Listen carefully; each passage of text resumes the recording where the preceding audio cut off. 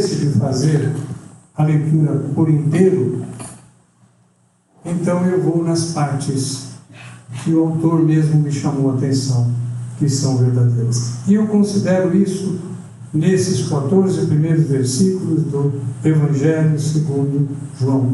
Sabe por quê? Porque aí ele apresenta Jesus Cristo, faz uma descrição de quem é o Senhor e por que o Senhor poderá então depois, durante todo o Evangelho, desenvolver o seu ministério sobrenatural. Um ministério com uma sabedoria ímpar, como ninguém pôde ter. Um ministério com o poder de ter domínio sobre todas as coisas, sobre os espíritos malignos, sobre as doenças, sobre todas as questões. Não é à toa que a descrição depois vem dizendo da vida, do relato do que aconteceu na vida do Senhor, porque aqui está a credencial. Nesses 14 primeiros versículos, o apóstolo João faz uma descrição das credenciais do Senhor Jesus Cristo. E eu quero começar pelos 2 primeiros versículos. Eu esperava tê-los na tela. Não entendi. É verdade. Deixa para daqui a pouquinho.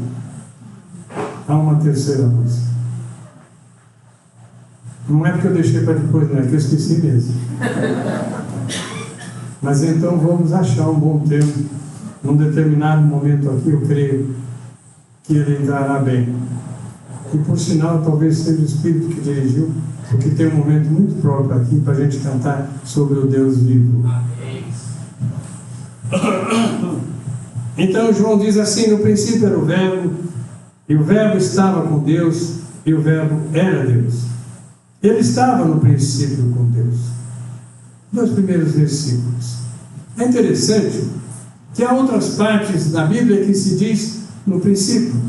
Aliás, o primeiro versículo da Bíblia diz: no princípio criou Deus os céus e a terra. Portanto, e esse Deus que está aqui é Elohim. Elohim é uma forma plural. Na verdade, no princípio, a Trindade, Deus Trino, criou os céus e a terra. Mas, na verdade, esta criação feita foi uma criação que perdeu sua característica com o Criador. Então, Jesus vem para introduzir uma nova criação, recomeçar o que havia sido perdido.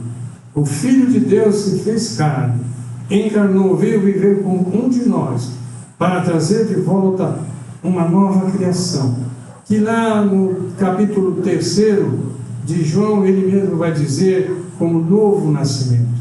Não um nascimento vindo da barriga da mãe, mas um nascimento espiritual. Alguém que adquire novamente a natureza de Deus e pode então reproduzir o caráter de Deus. E eu quero dizer uma coisa que é talvez o tom central nosso. Sempre foi, sempre será a sua palavra, a palavra de Deus, que criará todas as coisas. E criará aquilo que é seu propósito. Aquilo que Deus tem propósito de fazer, pela sua palavra, Ele realiza. Guarde isso, porque você é chamado a usar a palavra de Deus. Gênesis 1:3 já diz: e disse Deus, haja luz, e houve luz. Pela palavra de Deus, a luz e as demais coisas. Eu gosto muito de estudar Gênesis 1 e 2. Aliás, há um livro maravilhoso do Adalto Lourenço sobre Gênesis 1 e 2. A descrição da criação de Deus é algo maravilhosa. E um físico como eu descreve essa criação. Mas como a criação acontece em Jesus Cristo? Eu quero dizer da mesma forma que acontecia no Antigo Testamento. Porque também em Jesus Cristo vai ser a palavra que vai criar todas as coisas.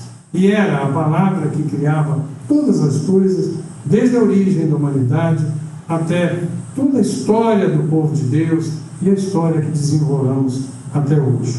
Só que no Antigo Testamento, a palavra de Deus, ela continha especialmente 3 coisas.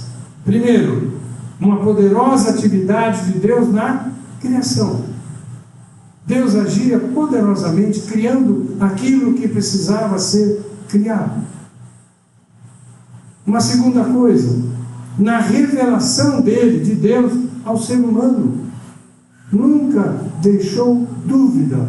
Quando o ser humano se afastava do princípio de Deus, Deus enviava seus profetas, e seus profetas diziam aquilo que vinha da parte de Deus, para que as pessoas pudessem se repensar, voltar atrás nos seus caminhos errados e voltar a trilhar o caminho de Deus. E finalmente cura e libertação. Em muitas ocasiões nós vamos ver, às vezes, o povo de Deus até sendo levado ao cativeiro, porque havia abandonado o Senhor. Mas lá no cativeiro o Senhor não os esqueceu e trouxe libertação. E quantas vezes, há algumas curas incríveis, nós vemos lá no rei Josias, que chora diante de Deus porque a sua vida estava terminando. Então Deus manda o profeta dizer a ele: eu te dou mais 15 anos. E muitas questões dessa natureza nós vemos no Antigo Testamento, feitas pela palavra de Deus. Nós vamos falar um pouquinho disso mais adiante. Mas há 2 versículos do Antigo Testamento que eu quero trazer como prova, como demonstração daquilo que eu falei. Não precisam procurar, porque eu vou falar rapidamente. O Salmo 107, 19 e 20 diz: então clamaram ao Senhor na sua angústia, e Ele os livrou das suas dificuldades. Enviou a sua palavra e os sarou, e os livrou da sua destruição.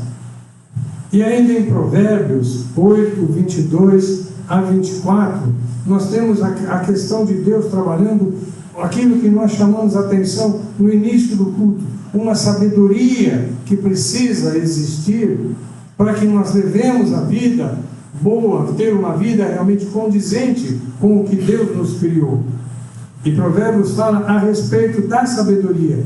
Ela é o sujeito que está sendo usado aqui em Provérbios, quando diz: o Senhor me possuiu no princípio dos seus caminhos, desde então, e antes das suas obras, desde a eternidade fui ungida, desde o princípio, antes do começo da terra, quando ainda não havia abismos, fui gerada, quando ainda não havia fontes carregadas de águas. O autor de Provérbios está falando a respeito da sabedoria. A sabedoria sempre existiu em Deus e ela era disponível através dos seus profetas. Em suma, a palavra de Deus no Antigo Testamento é sua poderosa autoexpressão na criação, na revelação e na salvação. E a personificação daquela palavra que é dita lá no Antigo Testamento para o apóstolo João está sendo colocada inteiramente sobre a pessoa do Senhor Jesus Cristo. Ele veio a ser, então, a realização da palavra de Deus. Deus não falará mais nos montes fumegantes. Deus não usará mais fenômenos da natureza para falar conosco. Ela vai usar sempre do seu Espírito, que nos foi dado para interpretar com correção a palavra poderosa que Ele já nos deu. E eu quero voltar um pouquinho, então, naquele propósito com o qual abri o culto, quando falei de crianças, de adolescentes, de jovens. Irmão, Deus quer nos dar palavras adequadas. Eu fiz, durante essas últimas semanas, uma meia-culpa. Eu preciso usar palavras adequadas para cada faixa etária. Eu preciso interpretar a palavra segundo o coração que precisa ser movido, renovado. Como lá em Jeremias diz, hoje usei Jeremias, eu vos darei um novo coração. Hoje pela manhã, os jovens estudaram a respeito do Pentecostes, do derramamento do Espírito Santo de Deus. E aquilo havia sido prometido para quê? Porque Deus disse: eu colocarei a minha lei no vosso coração. Então, na verdade, nós precisamos ter a habilidade de ministrar a crianças para que Jesus esteja no coração das crianças. É isso que elas precisam. Os adolescentes tendo afinidade com o Senhor, amando ao Senhor. Então, é um compromisso difícil. Eu preciso falar de Jesus de certa maneira para eles, que eles amem aquilo que eu estou dizendo, que passem a amar Jesus Cristo, e daí para frente o Senhor cuidará. Quando nós nos entregamos ao Senhor, quando nós dizemos: eu amo o Senhor e a minha vida está em suas mãos, podemos descansar, porque o Senhor andará conosco cada passo. Evoluiremos intelectualmente, cresceremos, deveremos conhecer Jesus de uma forma mais profunda. Mas querem saber?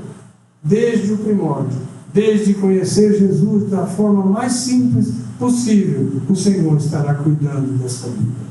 Assim devemos ser. Esse é o nosso compromisso. Não é nenhum outro. Não é ficar falando palavras ao vento, mas dirigir palavras ao coração, para que haja transformação verdadeira de vidas em cada um deles. Mas o apóstolo depois vai continuar então na sua revelação de quem era Jesus.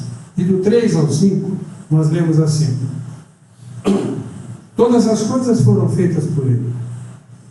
Lembram de Colossenses?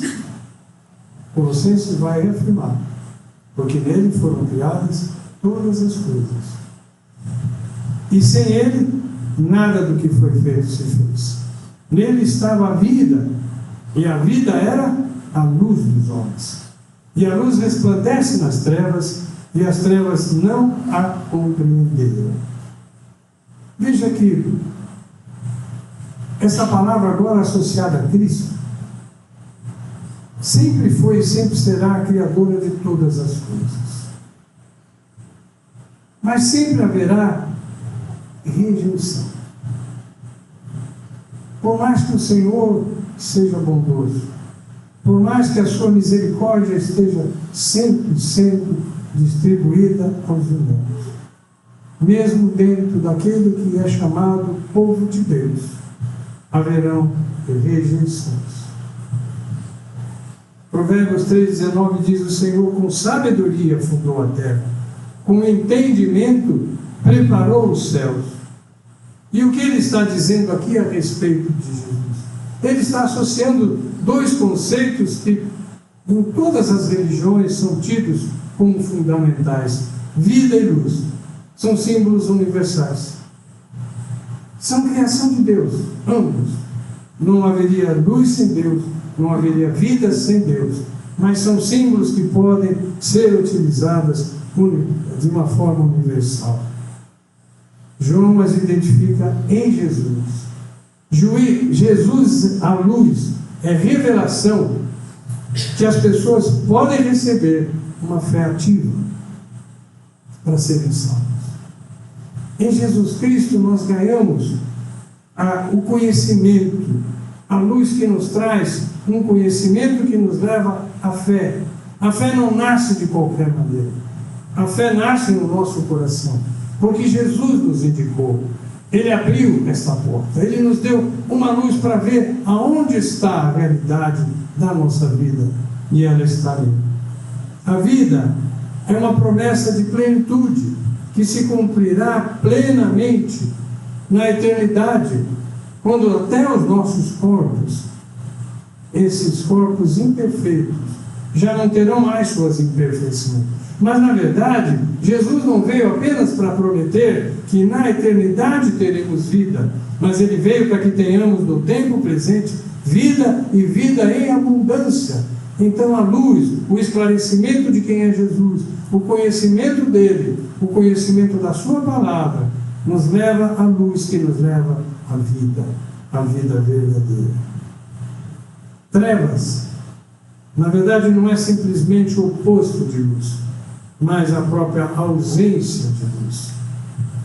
A Bíblia nos diz que havia trevas sobre a face da terra. Sem que Deus tivesse providenciado a luz, não haveria conhecimento de nada. Mas quando veio a luz, então, a claridade sobrepujou as trevas e era possível então ver toda a criação de Deus. Deus quer que nós vejamos toda a sua criação. Quer que vejamos com clareza, com limpidez, valorizando, adorando ao Senhor pela sua criação. Quando eu pensava nisso, me veio um novo entendimento até do que a Bíblia nos diz, que nós nascemos e nós somos para a glória de Deus. E muita gente de fora, sem conhecimento, pode pensar que esse é um Deus vaidoso, que esse é um Deus que quer que a gente esteja sempre bajulando, adorando. Mas não é. A glória de Deus se manifesta em nós, sabe para quê? Para que nós possamos dar glória da forma como todas as demais coisas dão glória. O mar dá glória a Deus, as árvores dão glória a Deus, os céus, as estrelas continuam sempre dando glória a Deus. São reprodução da glória de Deus. E nós precisamos ser para a glória de Deus, porque nós precisamos ser imagem e semelhança do Senhor, para sermos bem-sucedidos. Dando glória a Deus, nossas vidas estarão reproduzindo a glória que existe somente em Deus. Por isso que pessoas sem Cristo amam trevas. Eu, às vezes, me arrepio um pouco, mas é a grande realidade. Escolha de pessoas, às vezes, são escolhas verdadeiramente de trevas, mas eu não devo condená-las antes que elas conheçam a luz verdadeira que é Jesus Cristo. Se elas conhecerem a luz verdadeira, as trevas não servirão mais, e elas então colocarão toda a sua esperança, todo o seu objetivo em conquistar a luz que é o Senhor Jesus Cristo. João vai insistir em toda a sua epístola que o Messias prometido já estava na palavra pré-encarnada antes dele vir, mas que agora estava em Deus, na própria vida do ministério público de Jesus Cristo. Então ele começa a colocar alguns testemunhos. Testemunhos são valiosos, não é verdade? Quantos de nós, não precisa levantar a mão, mas conheceram Jesus através de um testemunho? Nós já recebemos testemunhos poderosos do que Deus fez nas vidas que buscaram ao Senhor de todo o seu coração e foram transformados. Então João vai usar o testemunho de João Batista, de 6 a 8, e vejam bem, às vezes a gente pode se confundir, mas o Evangelho de João é escrito pelo apóstolo João. E esse João que vai aparecer aqui, e é interessante que é o único Evangelho que não chama João Batista de João Batista, mas chama só de João. Mas nós sabemos que esse é João Batista. Houve um homem enviado de Deus, cujo nome era João. Esse veio para testemunho, para que testificasse da luz, para que todos crescem por ele. Não era ele a luz, mas para que testificasse da luz. É interessante, irmãos. Deus escolhe pessoas para que, através do seu testemunho, indiquem a luz de Jesus Cristo. Olha que grande desafio a igreja e cada um de nós tem. Deus escolhe homens e mulheres. E através do testemunho desses homens e mulheres, outras pessoas conhecerão Jesus Cristo. Esse é o nosso verdadeiro chamado. Nós não fomos salvos para bater no peito e dizer: agora eu sou salvo, o resto do mundo não me importa. Nós fomos salvos para testemunhar do que Jesus faz na nossa vida. E então oferecermos possibilidade de que outras pessoas se rendam ao Senhor e passem a ter essa vida que agora temos. Você tem uma vida boa em Jesus? É bom servir o Senhor. Te faz bem. É agradável. Te faz superar todas as dificuldades. Esse é o caminho que Jesus nos deu. É o Senhor que fará a obra do novo nascimento e da santificação, que é a obra que agora nós vivemos. Deus está tirando as nossas impurezas, como aquele grande escultor, tirando as lascas da pedra bruta e transformando numa pedra harmoniosa, bonita de ser vista. Nossa vida precisa ser bonita de ser vista.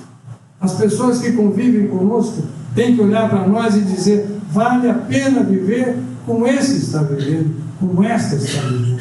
É para isso que Deus está nos preparando. E Jesus veio para fazer essa obra. E Ele fará. Se você deixar, Ele fará. Aquele que começou a boa obra, Ele não vai deixar no meio, mas Ele a concluirá, que será plena nas nossas vidas. Versículo 9 diz: ali estava a luz verdadeira que ilumina todo homem que vem ao mundo. O apóstolo João, então, depois do testemunho de João Batista, está retornando à sua explanação sobre quem é Jesus. E aqui ele está enfatizando novamente que a vinda da palavra, aquela palavra que estava com Deus e era Deus, o Filho sempre foi a palavra. É através dele. A minha interpretação teológica é que todas as teofanias, ou seja, aparições de Deus no Antigo Testamento, são sempre o Senhor Jesus Cristo que está aparecendo. Porque Deus disse que ninguém pode ver sua face. No entanto, a face do Filho foi revelada em Jesus Cristo. E ele veio para realizar uma obra redentora. Ao longo do Evangelho, ele vai identificar Jesus como o pão que desceu do céu, o pão que dá vida, o pão que sustenta. O pão sempre terá essa imagem de sustento. E Jesus veio para nos dar esse sustento. Lá no Antigo Testamento, aquele povo murmurou que estava com fome, e Deus, através de Moisés, mandou aquele maná. Aquele maná é adorado até hoje pelo judeu, que ainda não crê em Jesus Cristo, porque Jesus é o maná. Ele é o pão que verdadeiramente desceu no céu e dá vida. Depois, veja bem, Israel também, a Bíblia nos diz que foi plantado como algo viçoso. Foi comparado a uma videira. A videira é aquela que está então perto das águas, as suas raízes atingem as águas e por força disso recebe o sustento e dá muito fruto. Mas lá no capítulo 15, João vai dizer que Jesus é a videira verdadeira, que nós precisamos estar ligados a essa videira. Nós só temos vida se estivermos ligados à videira verdadeira, que é o Senhor Jesus Cristo. Depois lá em João 10, João vai dizer que Jesus é o bom pastor. Israel tinha um pastor, considerava Deus seu pastor. O Senhor é meu pastor, nada me faltará. Deitar-me faz em verdes pastos, guia-me mansamente às águas tranquilas. Israel conhecia um grande pastor. Mas esse pastor, para quem considerar esse Deus distante, não um Deus que trabalha conosco na nossa vida, não tem nenhuma função. Então Jesus veio para mostrar que Ele era o pastor que cuidava das ovelhas. Passamos a ser representado como ovelhas, o animal mais frágil, mais delicado, que mais necessita de cuidado de um pastor. Eu me sinto assim. Eu sou o que mais preciso de um pastor. Sem o pastor divino, sem o sumo pastor, eu não tenho como me dirigir. Sempre que eu me levanto pela manhã e há dúvidas no meu coração, eu busco o Senhor e levanto sem as dúvidas, porque Deus me dá o caminho. Às vezes são caminhos difíceis, São caminhos que talvez eu não vou encontrar ainda a solução naquele dia ou no dia seguinte, e vai levar algum tempo. Eu estou lutando contra uma enfermidade, mas creio que já tenho a vitória de Deus declarada, e eu vou aguardar por ela. Ela virá, porque eu ainda tenho tempo com o Senhor. Ele me disse que ainda tenho algum tempo, e vou usá-lo, vou gastá-lo para o Senhor, para a igreja do Senhor Jesus. Jesus depois também vai dizer, e João vai retratar perfeitamente em João 17, quando Jesus diz: vocês não são mais desse mundo, vocês estão vivendo nesse mundo, devem viver dignamente nesse mundo, mas agora vocês que vieram a mim já são parte da nação celestial, da Jerusalém celestial, por isso vocês devem viver. O mundo precisa de um Salvador. Um dia nós necessitamos desse Salvador, e cada pessoa que vive nesse mundo precisa de um Salvador. De 10 a 13, então, nós vamos ver um relato importante para a nossa vida em João. Estava no mundo, e o mundo foi feito por ele, e o mundo não o conheceu. Veio para o que era seu, e os seus não o receberam. Mas a todos quantos o receberam, deu-lhes o poder de serem feitos filhos de Deus, aos que creem em seu nome, os quais não nasceram de sangue, nem da vontade da carne, nem da vontade do homem, mas de Deus. Lembra que eu falei de uma história de rejeição? João já está colocando aqui no início, no princípio do Evangelho de Jesus Cristo. Um pouquinho adiante no Evangelho, o Senhor Jesus vem para ser batizado por João, e João olha para ele e diz: eis o Cordeiro de Deus, que tira o pecado. Ele não aponta para o pecado, ele tira, ele dá a condição de vivermos uma vida santa perante o Senhor. No Antigo Testamento, lá em Isaías 65, 2 e 3, olha Deus falando com o seu povo. Desde a época em que os seus antepassados saíram do Egito, até o dia de hoje. Esse dia de hoje é o início do cativeiro babilônico. O povo estava sendo levado a um cativeiro porque tinha esquecido de Deus. Eu lhes enviei os meus servos, os profetas, dia após dia, mas eles não me ouviram, nem me deram atenção. Antes, tornaram-se obstinados e foram piores do que os seus antepassados. Eu gosto muito de pensar na transição de Josué para os juízes, porque durante o tempo em que Josué esteve à frente do povo, o povo obedeceu ao Senhor. Mas logo em seguida nós vemos a Bíblia dizendo que a primeira geração depois dele não conhecia ao Senhor. Uma geração apenas, porque não havia um profeta, porque não havia uma palavra. Por isso a nossa obrigação, eu preciso ter voz profética, profetizar na palavra de Deus, que Deus continua sendo o mesmo, ontem, hoje e será sempre, eternamente, que Ele cuida de nós, que Ele olha para nós, que Ele vê quem nós somos. A música nos diz. Isso Deus quer fazer na nossa vida. Eu quero então chamar a banda Maranata para nos trazer o cântico que eu fiquei devendo. E depois eu vou completar. Estamos chegando ao finalzinho de um chamado importante. Vocês vão essa vinheta que está aqui embaixo.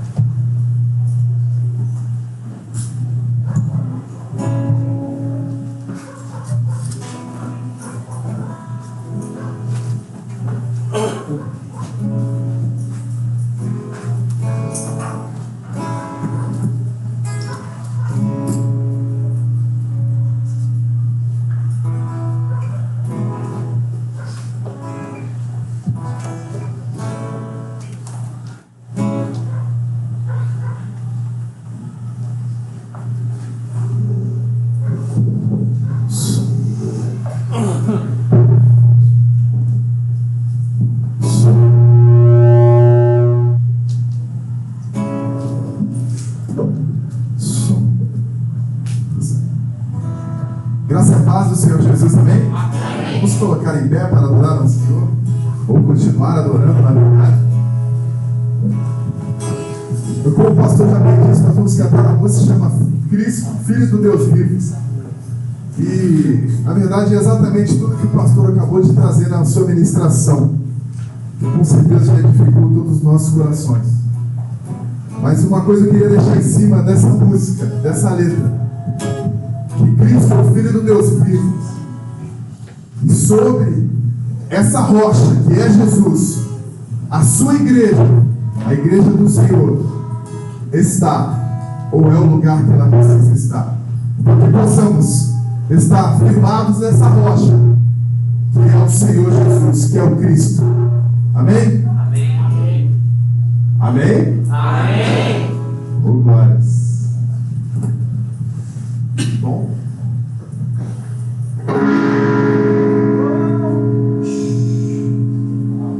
De novo, som.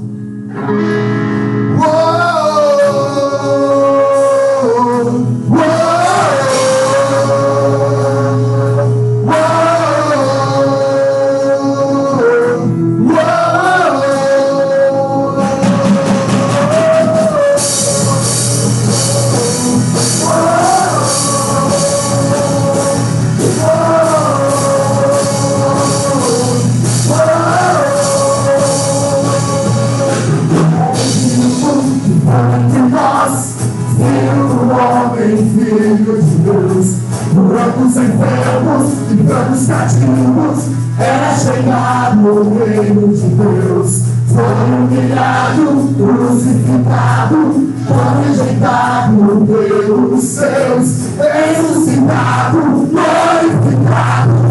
O inferno e a morte venceu, e agora eu sempre não é.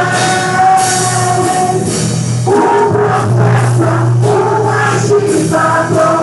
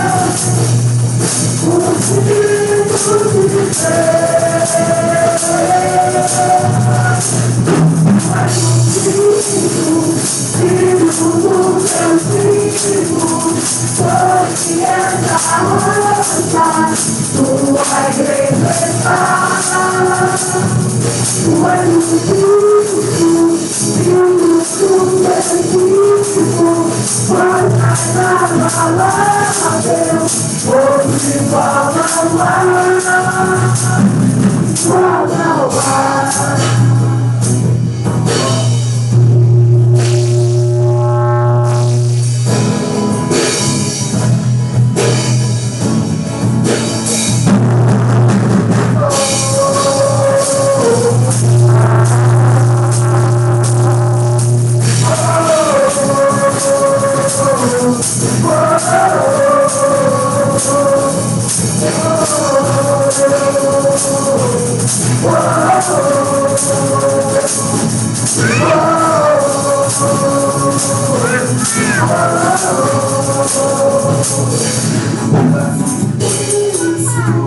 Filho do Deus vivo, sobre essa rocha tua igreja está.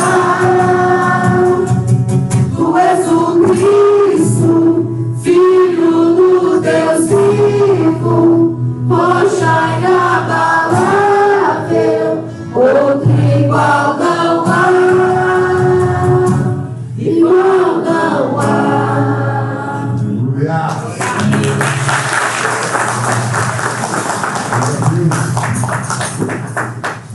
Só fazer um último comentário. Galera do Clube de Ramos, a gente canta muito lá, hein?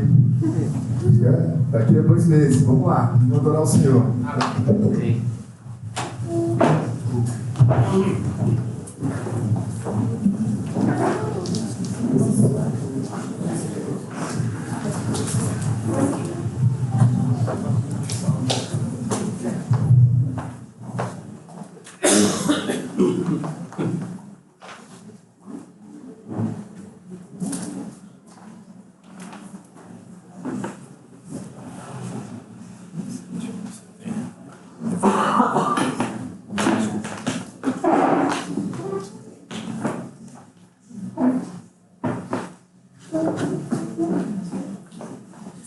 Quero, já que temos algumas quebras, dizer o seguinte: nós estamos marcando, aqueles que quiserem aprender a operar bem o som, nós estamos marcando com o Wilson, que nos serve inclusive com mesas, cadeiras,